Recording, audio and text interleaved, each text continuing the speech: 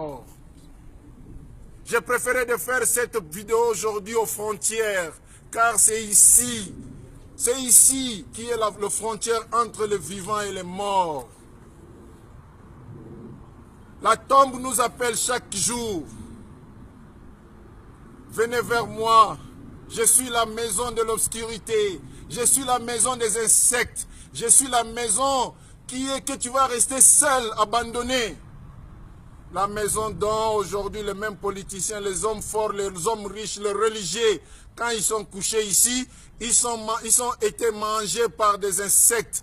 Et ces insectes-là vont être mangés par d'autres insectes. Et ils vont rester que des os. À quoi ça sert ta vie aujourd'hui, toi mon frère qui suit cette vidéo, qui te dit tu es beau, tu es grand, tu as de l'argent, tu as la force, tu as la puissance. Wallahi, ta puissance va terminer ici, ta grandeur va terminer ici, ta beauté ça va terminer ici.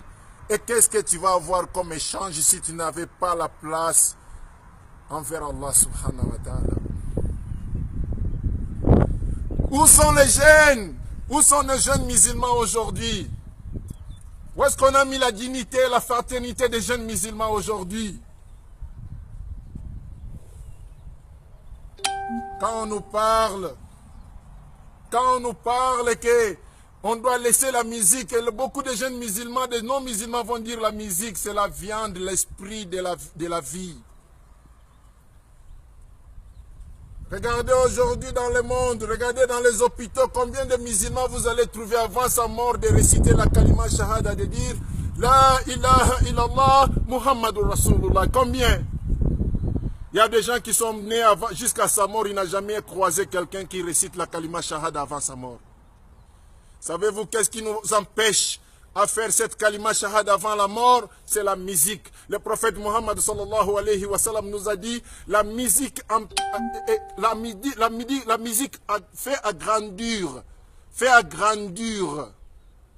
l'hypocrisie dans le corps comme l'eau fait grandir les arbres. Raison pour laquelle aujourd'hui les jeunes musulmans et les non-musulmans ne peuvent même pas réciter la kalima shahada avant leur mort. Allahu Akbar. On est en train de chercher la paix, on cherche la vie, on cherche la miséricorde, on cherche ça dans quoi? Dans le haram. On est en train de chercher la paix dans le haram, dans les zina, dans le vol, dans les boîtes de nuit, dans tout cela on cherche l'amour d'Allah et la paix. Mais on ne va pas les trouver là-bas, ça ne se trouve pas là-bas, toute la paix qu'on cherche, la paix du cœur. Va demander les politiciens qu'ils ont pris de l'argent de l'État, qu'ils ont volé, qu'ils ont acheté des immeubles. Wallah, ils n'ont jamais trouvé la paix dans tout ce qu'ils ont acheté, dans tous les limousines qu'ils ont acheté. Va regarder les hommes riches qui ont gagné de l'argent dans les chemins haram. Tu vas leur demander, ils ont la paix. Ils n'ont pas la paix, wallahi. Pour avoir la paix, ils doivent boire, ils doivent courtiser des femmes, ils doivent faire ceci, cela pour avoir la paix. Et aujourd'hui, je vous invite, mes très chers frères et sœurs dans l'islam, je vous invite la paix. La paix, vous allez le trouver. Venez vers Allah subhanahu wa ta'ala, c'est là où seulement vous allez trouver la paix. La paix du cœur, ça se trouve seulement que dans l'adoration d'Allah, dans la prosternation d'Allah, dans écouter le bayan, dans écouter les prédications, de faire beaucoup de zikri. Tout ce qui est fait pour Allah, suivez ça, wallahi, vous aurez la paix. Aujourd'hui, on va voir les jeunes filles qui s'habillent n'importe comment, alors que ta maman, on ne l'a trouvée pas. Le jour qu'on ton papa a trouvé ta maman, il ne l'a pas trouvé avec une mini-jupe. Il l'a trouvé avec une pagne. Mais aujourd'hui, tu vas trouver, les jeunes aujourd'hui, ils sont là. Ils sont là de se faire les mini-jupes pour que l'homme court derrière lui. L'homme qui t'a trouvé dans le péché, dans les zina, il va te laisser aussi dans les zina. Au moins qu'une déception se fait de la part d'Allah subhanahu wa ta'ala. Toi, les jeunes garçons, mon fils, mon ami, mon petit frère, depuis que tu as baissé ton pantalon sous tes fesses, tu ne veux pas les faire soulever. Pourquoi? Qu'est-ce qui se passe? À qui tu veux montrer tes fesses? À qui tu veux montrer ton dos? Je suis un garçon, je n'aurais pas envie de toi. J'aurais envie d'une femme. Mais pourquoi toi tu veux me montrer tes fesses? Ce qui veut dire, tu as mauvaise intention. Tu veux montrer les gens, les garçons de fesses qui sont des PD pour courir derrière tes fesses.